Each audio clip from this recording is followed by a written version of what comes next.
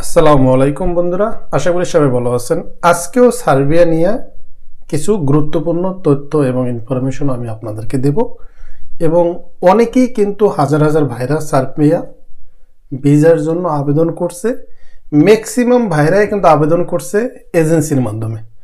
এখন তাদের কিছু ইনফরমেশন দরকার, যেটা আজকে আমি আপনাদেরকে বলবো। আমার মনে হয় আপনাদের কিছুটা হলেও আপনাদের উপকার হবে। আর ভিডিও তো 8 মিনিট 9 মিনিট হয়তো আমি আপনাদেরকে আলোচনা করি। অবশ্যই আপনারা ভিডিওটি না টেনে দেখবেন, তাহলে আপনাদের উপকারী হবে, ক্ষতি হবে না। যদি আপনারা বিদেশ আসেন বা না আসেন, জেনে থাকাটাও অনেক ভালো। আপনি জানলেন তবু বিদেশের অবস্থা এরকমেরই হয়। এখন বিষয়টা হচ্ছে কয়েকটা বিষয়, যে আমরা যারা এজেন্সির মাধ্যমে যারা সার্বিয়াতে আসব, এখানে আমাদের কেমন সময়টা লাগবে এবং এজেন্সিওয়ালারা কীরকমের একটা টাইমের কথা বলে এবং ওই টাইমটা চেঞ্জ হয়ে কীরকমের আমাদের সময় লাগতে পারে, এটা হলো একটা। অন্যটা হচ্ছে যে আমরা যখন সার্বিয়া যখন যাব, সেখানে গিয়ে আমাদের করণীয়টা আসলে কি, আমাদের মাথায় কী রাখতে হবে। সবসময় এই বিষয়গুলি আমাদেরকে একদম বুঝতে হবে। এখান থেকে একটু কম হতে পারে, 19-20 হতে পারে। যেমন আপনি সার্বিয়া গেছেন, তারপরে সেখানে গিয়ে আপনি কি করবেন এবং ধৈর্য হারা হবে না। আপনার কখনোই আপনার ধৈর্য কি করতে হবে না, ধৈর্য হারা হওয়া যাবে না, তাহলে কিন্তু বিপদ। এটা আপনাকে বুঝে নিতে হবে। এখন বিষয়টা আসে যে আরও কিছু আলোচনা থাকবে। তো আমরা যখন সার্বিয়ার জন্য ফাইল যখন আমরা সাবমিট করব, প্রথমে আমরা এজেন্সির মাধ্যমেই যাব, কারণ এখানে তো আপনার ওরকমের সার্টিফিকেট, ওরকম আপনাকে শিক্ষিত হতে হবে, অনেক ডিপ্লোমা এরকমের কিছু একাধারে আপনার ওটা কি দেখা যাবে না, দেখতে হবে না, তারা চাবে না। একটা এজেন্সির কাছে আপনি যাবেন, আপনার পাসপোর্ট চাবে, পাসপোর্টের সাথে আপনি 50,000 অথবা 1 লাখ টাকা জমা দেবেন। তারা এরকমও বলবে যদি ভিসা না হয় আপনার অর্ধেক টাকা ফেরত আমরা দিয়ে দেব। এই আশায় কিন্তু আমরা অনেকে সাবমিট করতে চাই।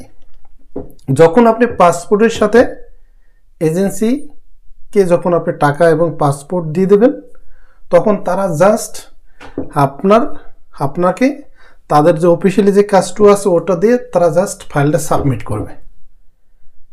এখন এই সাবমিট করার পরে কতদিন পরে আপনার ভিসা আসবে, এটাই কিন্তু আমাদের অনেকের জানার খুব আগ্রহ। এটা যে কতদিন পরে আসবে, এটা কিন্তু ওই এজেন্সি যারা রয়েছে তারাও কিন্তু আপনাকে কনফার্ম দিতে পারবে না যে 6 সপ্তাহ, 3 মাস, 2 মাস। এটা না, এটা কিন্তু বেশিরভাগই ডিপেন্ড করবে আপনার ভাগ্যের উপরে। ভাগ্যের উপরে ডিপেন্ড করার পরও কিন্তু তারা একটা সময় আপনাকে দেবে। আপনার ফাইলটা যখন আবেদন করা হয়ে যাবে, তখন আপনার যে চিঠি আসবে, লেটার আসবে, ওইটা আসতে কতদিন লাগে এই পর্যন্ত আমাদেরকে অপেক্ষা করতে হবে। এটা কিন্তু ওই এজেন্সিদের কাছেই আসবে। এজেন্সিদের কিন্তু ইমেল নাম্বার, তাদের সব কিছুই থাকবে।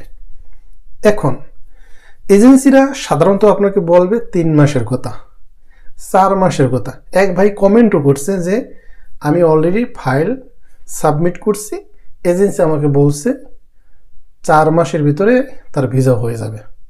আমি আপনাকে বলবো এটা এজেন্সির নর্মাল বলা, যে 4 মাসে আপনার ভিসা হবে। এখানে আপনার 6 মাস লাগতে পারে, 6 মাস, 8 মাস, 9 মাস, একদম আপনার যেতে যেতে 1 বছর গিয়েও আপনার ঠেকতে পারে।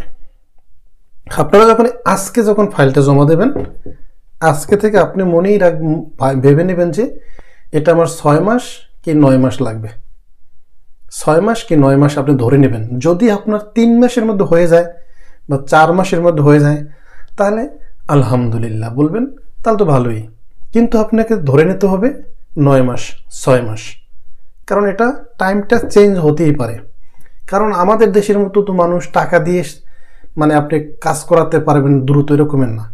এটা তাদের অফিসিয়ালি অনেক সময় আপনার দেখবেন কিছু কিছু মাস রয়েছে অনেকটা বন্ধ থাকে। এই কারণে কিন্তু এই ফাইলগুলি কি হয়, একটু এদিক ওদিক হয়ে টাইম লেগে যায়। এখান থেকে অনেকের কিন্তু ফাইল বাতিল হয়ে যায়। এক ভাই বলছে আমার বয়স 42 বছর, আমি কি আবেদন করব? এটা আপনার সম্পূর্ণ মনের জোর। আপনার 42 বছর বয়স, আপনি চিন্তা করেন আপনি আসবেন কি না। আপনি নিজে চিন্তা করেন যে এই বয়সে আপনার বিদেশ আসা ঠিক হবে কিনা। যদি আপনি ভাবেন যে না, আপনার এখনো ওই রকমের শক্তি বা আপনার স্বাস্থ্য বা আপনি নিজের মানে যে প্রচেষ্টা নিজে চিন্তা করবেন না আমি পারবো, তাহলে আপনি করতে পারেন। আর যদি আপনি ভাবেন যে না, কারণ ওখানে গিয়েও কিন্তু আপনার 2-4-5 বছর কিন্তু আপনাকে সংগ্রাম করতে হবে, যুদ্ধ করতে হবে। এই যুদ্ধ করার পরে হয়তো আপনি একটা পর্যায়ে গিয়ে পৌঁছাবেন। এর জন্য কিন্তু আপনাকে ধৈর্য ধরতে হবে। তো 42 বছর 45 বছর যাদের বয়স, তারা না আসাটাই ভালো। আপনি এখানে আসার জন্য আপনার টাকা লাগতেছে 12 লাখ, 11 লাখ, 14 লাখ।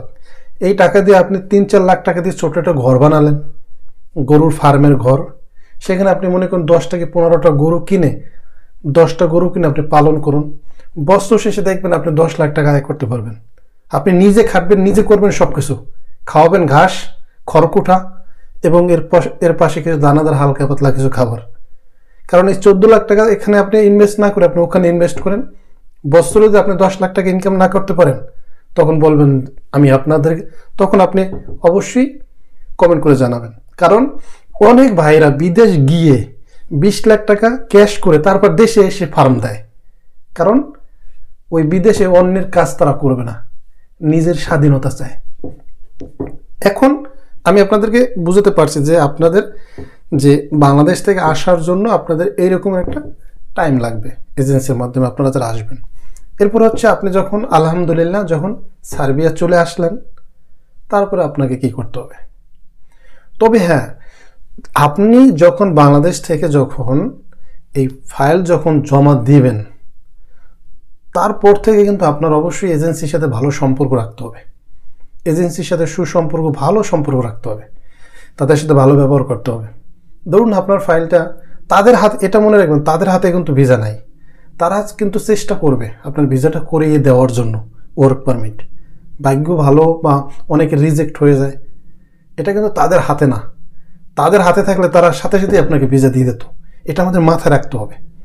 এই জন্য আপনারা সবাই এজেন্সির সাথে ভালো ব্যবহার করবেন এবং ভালো মানে ধৈর্য এবং ভালো ব্যবহার করবেন এবং তাদের সাথে সবসময় কথা বলবেন, খোঁজ খবর নেবেন, রাখবেন। তাহলে দেখবেন যে আপনি অবশ্যই আগাতে পারবেন। সার্বিয়া আপনি গেলেন, চলে গেছেন, এখন যদি আপনি কোম্পানি ভিসা আপনি পেলেন, তখন তো আপনি কোম্পানি ভিসা পেয়ে গেলেই কিন্তু আপনি কোম্পানিতে কাজে ঢুকে যেতে পারবেন।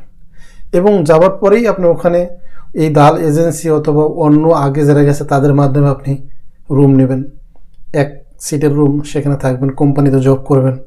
কোম্পানিতে যখন আপনার জব শুরু হয়ে যাবে, তারপরে কিন্তু আপনি কি করবেন, টিএসসি কার্ডও আপনার হয়ে যাবে। তারপরে আপনি ওখানে ধুমধারেক্ষা 1 বছর বা 2 বছর 3 বছর কাজ করলেন। আপনি কাজ ভালো করতে পারলে ওই কোম্পানি দেখবে যে আপনি ভালো কাজ করতে পারেন, তখন কিন্তু আপনার মেয়াদ বাড়তে থাকবে, কোনো সমস্যা হবে না। আস্তে আস্তে আস্তে আস্তে করে তখন আপনি জানবেন, চিনবেন, বুঝবেন। তারপরে আপনি খোঁজ লাগাবেন যে এখান থেকে কোনো দেশে মুভ করা যায় কিনা। মানে এমনভাবে আপনাকে 100% শিওর হতে হবে যেন আপনার কোনো ক্ষতি না হয়, আপনার কোনো ক্ষতি হতে পারবে না। ধরুন ইউরোপে বিভিন্ন ধরনের উৎসব থাকে, অনেক সময় সব কিছু বন্ধ থাকে, ওই সময়টা খালি থাকে। ওই সময়টা আপনারা কিন্তু ট্যাক্সি নিয়ে বা গাড়ি নিয়ে অন্য মাধ্যমে, ওখানেও ডিউটিতে লোক থাকে, তারপরও আমরা মানে এরকম করেও কিন্তু অনেকে এদিক ওদিক করে কিন্তু চলে আসে দালালদের মাধ্যমে। তো এখন কিন্তু ইউরোপের বর্ডারগুলি ওই সমস্ত দেশ থেকে কিন্তু বর্ডারগুলি অনেক কঠিন। আপনি সেন্ট্রাল ইউরোপ থেকে এক দেশ থেকে অন্য দেশে আপনি অবৈধ থাকলেও যেতে পারবেন, এটা সমস্যা নেই। কিন্তু ওই সমস্ত দেশ থেকে কিন্তু বড় দেশে আসাটা কিন্তু অনেক টাফ, ধরা খেলে কিন্তু আপনার লাইফ শেষ। এই জন্য এটা ওই এজেন্সিদের কথায় কান দেওয়া যাবে না। তাদের সাথে বলবেন হ্যাঁ হ্যাঁ হ্যাঁ ঠিক আছে ভাই, যাইতে পারলে তো ভালোই, মানে তাদের সাথে ভাই ভাই থাকবেন। কারণ তাদের তো ওখানেও লোক আছে, বাংলাদেশের লোক আছে, তারা তো এজেন্সি দিয়ে বসছে, তারা তো একটা কোম্পানি ওপেন করে রাখছে, তারা তো ভিসা দিতে পারে। হয়তোবা তারা মাসে 10টা ভিসা দেয়, 10টা রিজেক্ট হয়, 10টা তো ভিসা তো হয়। বাংলাদেশে তো অনেক বেকার মানুষ বসে আছে, কাজ নাই, তারা গিয়ে কর্মসংস্থান তাদের বাড়ে, ঠিক কিনা? এটা আমাদের জন্যই তো ভালো। আর আপনাদের উপকার হলে তো আমি মনে করি আমারও ভালো। আমি মনে করি যে আমি আপনাদেরকে বলি বা আপনারা এই কথাগুলি যদি কাজে নেন বা আপনাদের ভিতরে আপনারা ঢুকিয়ে রাখেন, তাহলে আপনাদের উপকারই হবে। যেটা তো ওই ভাই বলছিল, আসলে কিন্তু এই বাস্তবতা এরকমই। তো আপনি ওখানে গেলেন, কোম্পানিতে কাজ করলেন, টিএসসি পেলেন, তারপরে আপনি একটা দেশে আবার আস্তে আস্তে যেতে পারবেন। যাবার পরেই কিন্তু ওই তাড়াহুড়ো করবেন না যে আমি আসছি এখনই চলে যাব, তাহলে কিন্তু ধরা খেয়ে যাবেন। এটা মাথায় রাখতে হবে।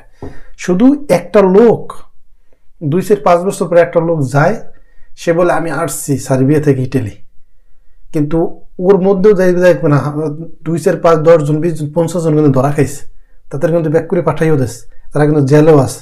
ওটা কিন্তু মানুষ বলে না। তো এই জন্য এটারও ওখানেও একটা দালাল চক্র আছে, এদের থেকে সাবধানে থাকবেন। আস্তে ধীরে আপনারটা আপনি নিজেই বুঝে যাবেন, ধৈর্য ধরে করতে হবে। এখন আপনি যদি ওখানে যাবার পরে যদি আপনি কোম্পানি ভিসায় না যান, মনে করেন আপনার কোম্পানি ভিসা হলো না, আপনি অন্য ভিসায় গেছেন কাজের পারমিটে, ওখানে গিয়ে আপনাকে কোম্পানির ভিতরে ঢুকতে হবে, তাহলে কিন্তু আপনি তাড়াহুড়ো করতে পারবেন না। তাহলে কিন্তু আপনাকে সব জায়গায় খোঁজ লাগাতে হবে, কোন কোম্পানিতে লোক লাগবে, কোন জায়গায় একটা প্লাস হবে, ওই জায়গায় আপনি ঢুকতে পারবেন। এই জন্য কিন্তু আপনাকে অবশ্যই অপেক্ষা করতে হবে, ধৈর্য ধরতে হবে। আর একটা বিষয় মনে রাখবেন যে এরকম ভাববেন না যে আমি বাংলাদেশ থেকে সার্বিয়া আসলাম, আসার পরে আমি পরের মাসেই 1 লাখ করে টাকা দেশে পাঠাবো। এরকমের চিন্তা মনের ভুলও করবেন না। মনে করবেন যে আপনি খেটে 30-35-40 হাজার টাকা পাঠাতে পারবেন, ধৈর্য নেবেন এরকমের। আপনি ওখানে যাবেন, বুঝবেন, বাসা ভাড়া, খাওয়া খরচ, নিজের একটা খরচ, তারপরে ওই দেশের আবহাওয়ার সাথে আপনার সব কিছু ম্যাচিং হবে, তারপরে আপনি ইনকাম করবেন। করার পরে আপনি মনে করবেন যে আপনার মাসে 40 হাজার পাঠাতে পারবেন বা 30 হাজার পাঠাতে পারবেন। বেশি ইনকাম করতে পারলে তো সেটা আপনি করতে পারবেন, নিজের কাছে কিছু রাখবেন, সব এবার পাঠিয়ে দেবেন না, ঠিক কিনা? কারণ ওই আপনি কিছু কিছু রাখলে দেখা যাবে যে বছর 2 বছর 3 বছর পর আপনি বাংলাদেশও আসবেন, তখন তো আপনার একটা খরচ আছে। এটা কিন্তু আমরা অনেকে করি না, আসার সময় আমাদের কাছে টাকা থাকে না। তো এই জন্য কি করতে হবে যে এটা ভাবা যাবে না যে আপনি গিয়েই লাখ লাখ টাকা ইনকাম করবেন। এটা কিন্তু ওই এজেন্সি এবং দালাল তারা ওটা বলবেই, কারণ আপনার কাছ থেকে 12 লাখ 13 লাখ টাকা নিবে। আপনার আসার জন্য আপনার 12 লাখ টাকা লাগতেছে, এই টাকাটা তো আপনি দিতেছেন তাদেরকে। এরকমের একটু কথা তারা না বললে আপনি কেন টাকাটা দেবেন? এই জন্য তারা ওটা বলবে। বর্তমানে আপনি 50, 60, 65 এরকম ইনকাম করতে পারবেন। এর বেশি আপনি আস্তে আস্তে যখন আপনি চালাক হবেন, বুঝবেন, ভাষা ওই দেশের ভাষা শিখবেন, তারপরে হয়তো বা আপনি পারবেন।